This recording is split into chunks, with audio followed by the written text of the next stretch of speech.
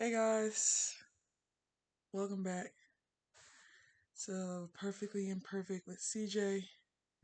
Um, before I kind of get into it, I just want you to take a deep breath for a second and kind of just know that this is a safe place, or at least I want it to be. Um, just like, you know, you don't want to be judged, like, I hope I'm not judged either. We're just gonna speak truth. Because today I'm going to talk about something that we've all kind of been carrying quietly, and that's guilt. But it's not just any kind of guilt. It's the kind that it kind of just sits quietly, like in the back of your mind. Um, it shows up in your thoughts, um, the way you make decisions, the way you doubt yourself and question yourself as a mom. Um, it's that kind of guilt. And it's it's just kind of what I want to talk about today. Um as a mom with a child with autism, we carry a lot of responsibility. And this is not to say that in general parents, especially moms in general, carry a lot of responsibility, but is a different kind. The mental load is crazy, like remembering all the appointments, behaviors, school. Like, I can only really speak about my own kind of journey in this. Like, even before my child got diagnosed, or CJ, before he got diagnosed with autism, um, it was a lot of unknowns. It was a lot of appointments. It was a lot of him going to the neurologist. It was a lot of MRIs. It was a lot of let's see, let's take him to PT, OT, and speech, to rule out, certain things, like whether it's just a delay, maybe he has sensory issues and not autism. Kind of like ruling out, a plethora of things before we say like kind of like what it is. But like that was a struggle. Like having him go to PT, OT, and speech, and they're saying like, they want you to come, or they want him to come at least 2 times a week for like all those things. Now, first of all, I have a full-time job, and the amount of sick time I get is about a day and a half a month. So that equates to maybe 10 hours a month, and there's only 8 hours that I could call out for. So like I could really only take him once a week without using all my sick time, and still having some for him, left over for all the rest of the months, that I have to take him to these things. So, and then, man, like I had to like work out something with the people at the front desk and say, like, hey, like I'm not a stay at home mom. I can't come in the middle of the day at this time and then come back at this time. Like, can you work with me here? Like, can we try to get this all like back to back to back? So luckily, and with God's favor, that was able to work out. And CJ, he went to PTO, T and speech back to back once a week. I normally had to take a half a day from work, but you do what you have to do for your child. And but even like remembering that stuff, or say like no, this day doesn't work. Like literally, like my phone is like my best friend now. Like I literally have to put everything in my calendar because at this point I feel like I have baby brain. Like I forget so much stuff. And like even now, like CJ, he goes to school and he goes to ABA. So he goes to school Monday, Wednesday, Friday, and then he goes to ABA all day on Tuesday and Thursday. And I literally have to remember what day of the week it is. Where am I driving in the morning? Am I packing a full lunch? Am I packing half a lunch? Because at school he can eat lunch. In the ABA, I have to pack him a full lunch because they don't serve lunch. Then I have to remember the clothes because we're in the midst of like potty training right now. And I swear, like this week, I don't know what it was, but like I couldn't remember whether I sent clothes or not to either place. Like, did they have enough? Because I don't have time to leave my job and bring extra clothes. Like, the mental load is just crazy. What what places can I take him to eat because he won't eat certain things? Remembering that he doesn't like sprinkles on his cookies or icing or cake or just anything. Certain behaviors, just is the mental load is just ridiculous. And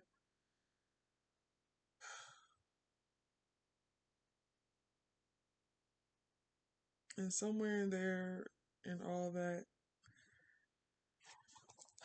guilt just has a way of finding its way into my thoughts. It's the guilt when I feel frustrated, like why am I so upset in this moment? Like where I told you we're full on potty training right now, and it has to be like the most frustrating thing in the world. I feel like it's so much harder to train a kid that has autism, especially one that has a speech delay. Like, we're trying everything under the sun at this point, taking him to the bathroom every 30 minutes. And granted, he's doing well. He has his good days and he has his bad days. But when I'm at home and I'm potty training, and maybe he doesn't tell me that he needs to go to the bathroom, he does a number two, but not just once, like over and over again.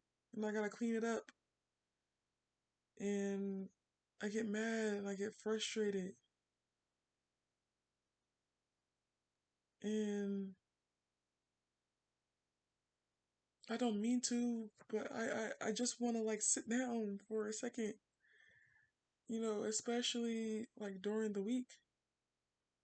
I get home at a certain time and that doesn't leave me a lot of times just kind of like decompress, like I'm tired, from work and my son is having accidents. Like it's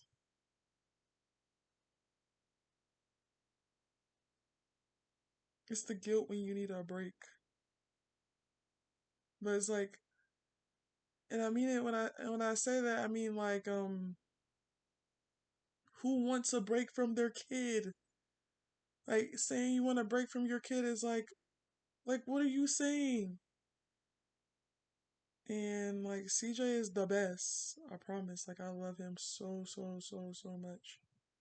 With like everything that I have, but I definitely feel guilty about taking breaks.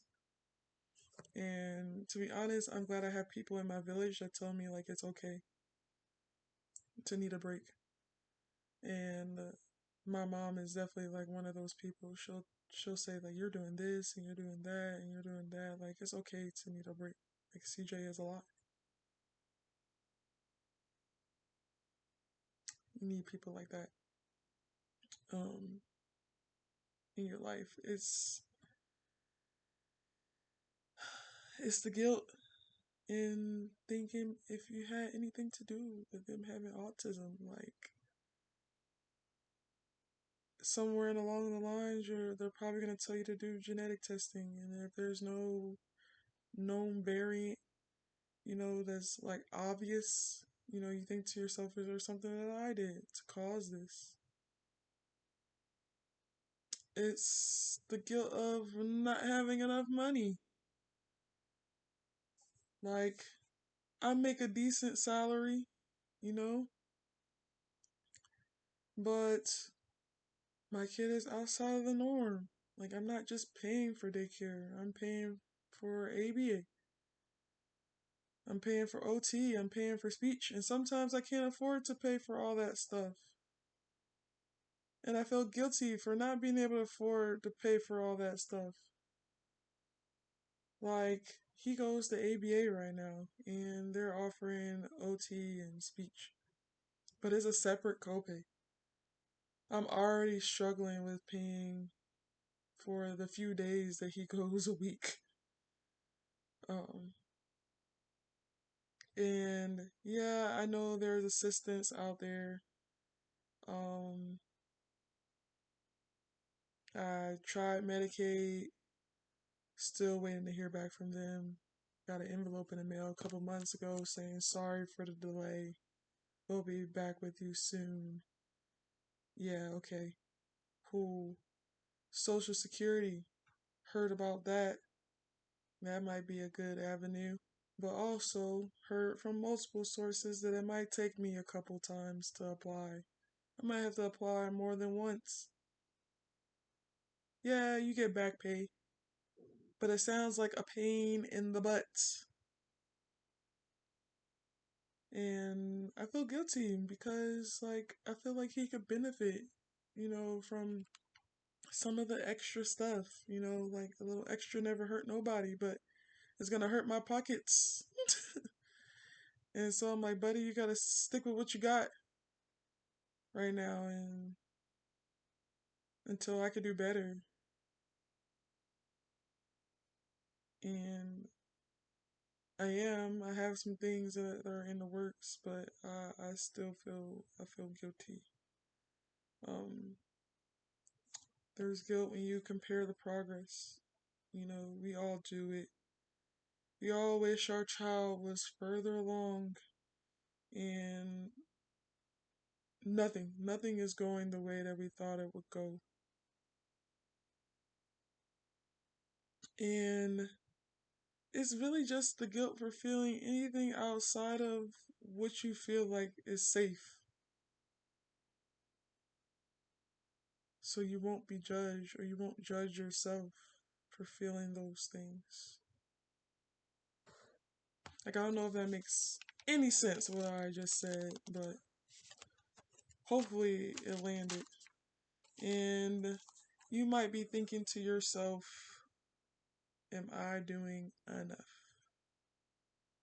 Am I doing this right? Could I be doing something better? And if I'm being honest, like, these are the thoughts that can weigh heavy because you know that you're a key component for, like, your child's progress. Like, you're it. Like, you're helping them win right now. You're helping them, by putting them in the correct places at the correct time. Like, you're their advocate, so like you're a big part of their success or non-success, and that's a big weight to carry. But here's the truth. Guilt is not proof for your doubt or that you're somehow failing.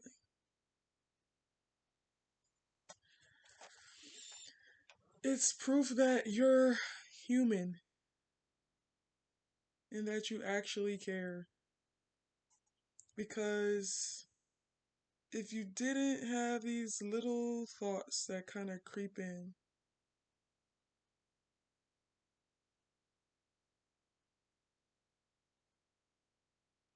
it means you don't really care that much. But you do. It's proof that you care deeply, that you want best. You want the best for your child. Like you're trying your best every single day, whether that's 100% or maybe you only have 40% that day. That's all you have to give, but you're giving everything. You're giving everything that you have. So guilt doesn't make you a better mom. Grace does.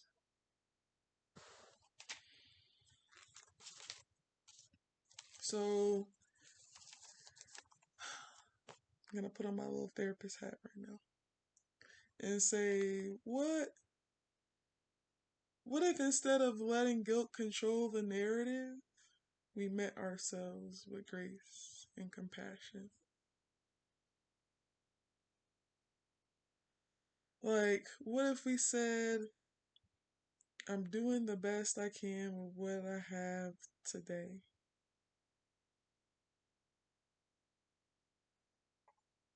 Because the truth is, you are. You're giving everything you have every single day.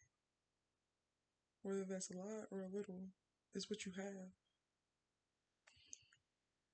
How about we let go of the comparisons and wondering why our journey is so different and wondering why God chose us, to be this child's mom, to be this child's advocate.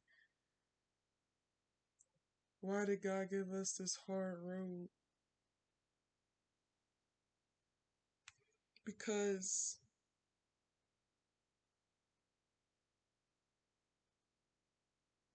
we need to stop wondering why our child's path, our motherhood, like, we need to stop asking why and just like accepting is like this is what it is. Like CJ's path, my motherhood, my story was never meant to be like anybody else's.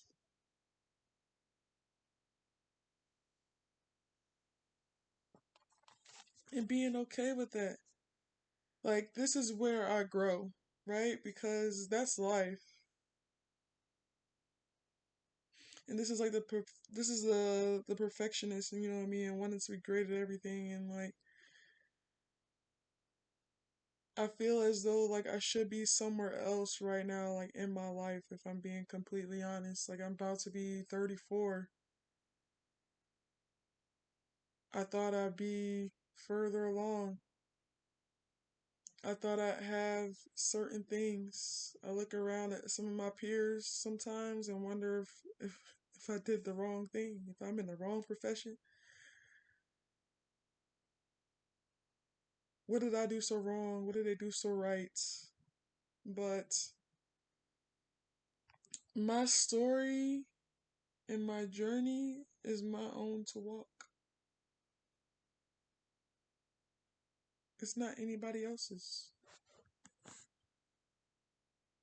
It can never be anybody else's. Just like CJ. His path is going to be what it is. And every day brings something new. And this is where I say, like, no, it doesn't look like what I want it to look like right now, but my journey, my story is not over. I can choose something else. I could choose to be better at something else every day to push me further, like towards my goal. And it's the same thing with CJ. His journey is his. Yeah, it's gonna be a little bit more difficult. Yeah, he's gonna struggle. Yeah, I'm gonna struggle with him. But it's almost like relax. and enjoy the journey. I mean, it's easier, definitely easier said than done. But when those thoughts creep in, take a deep breath and speak to yourself how you would speak to another mom, with kindness, with compassion, without judgment, with open arms.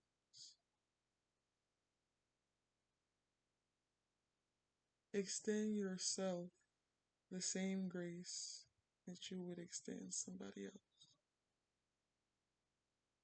And I can personally say I really have a hard time with this because I'm super critical, especially of myself. I'm probably my worst critic.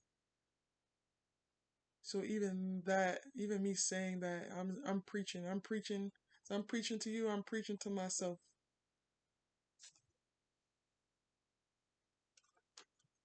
Extending myself grace. So I want you to know that you're not alone. So many moms, not even moms with kids with autism, but especially have the same thoughts, the same pressure, the same quiet weight. But we don't have to stay there. I can have my moment,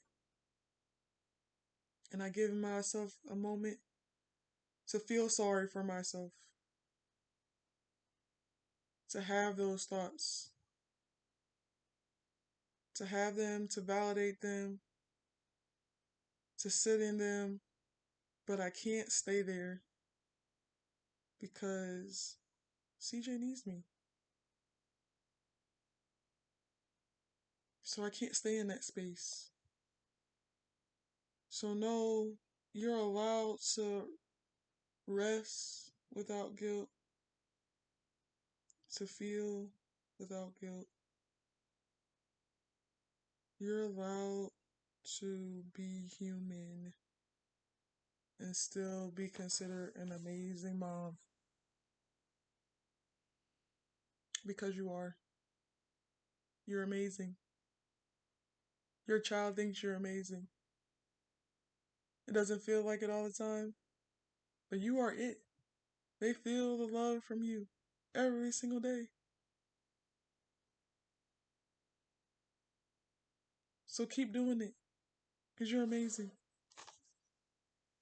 And if you've been carrying this around,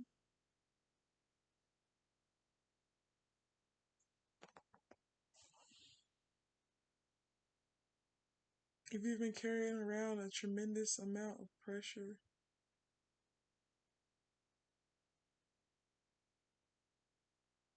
a tremendous amount of guilt, I see you. So I hope this episode, I know it wasn't very long, try to keep it simple today, helps you feel a little better for where you are, a little lighter,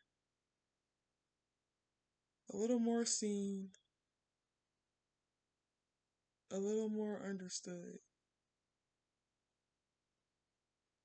Know that you're doing enough and you always have been. You're awesome.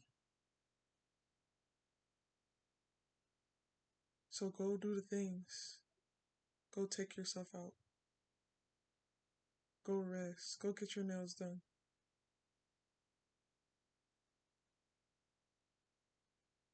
Feel the feels when you take them to a party and they get fixated on something and you don't want to stay at that same spot and you want to socialize with your friends and stuff at the party, but you can't. Like, feel those things because it's okay. Just don't stay there. Pick yourself up